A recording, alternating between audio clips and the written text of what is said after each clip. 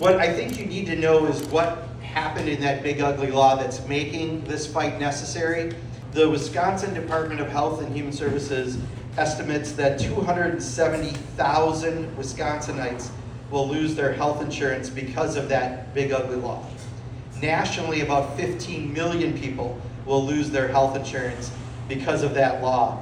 22 million people who are in the Affordable Care Act exchanges right now are going to face some really big increases because of that law. In fact, 4 million of them are expected to actually lose their health care. First and foremost, we are all affected by this too. It's not just people on Medicaid or the Affordable Care Act. All of us are going to have increased premiums because of the law. When you have fewer people who have insurance, doesn't mean they suddenly don't get sick. They still have to get care.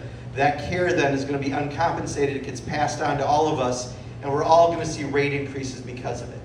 And you're going to see rate increases in particular coming up in the next few weeks, because as they release, I think October 17th is the date for the new rate increases because of the Affordable Care Act in Wisconsin.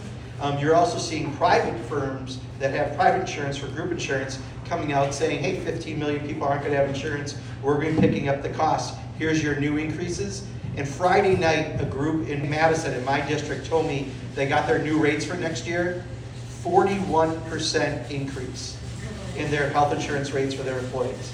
So we're all affected by the big law.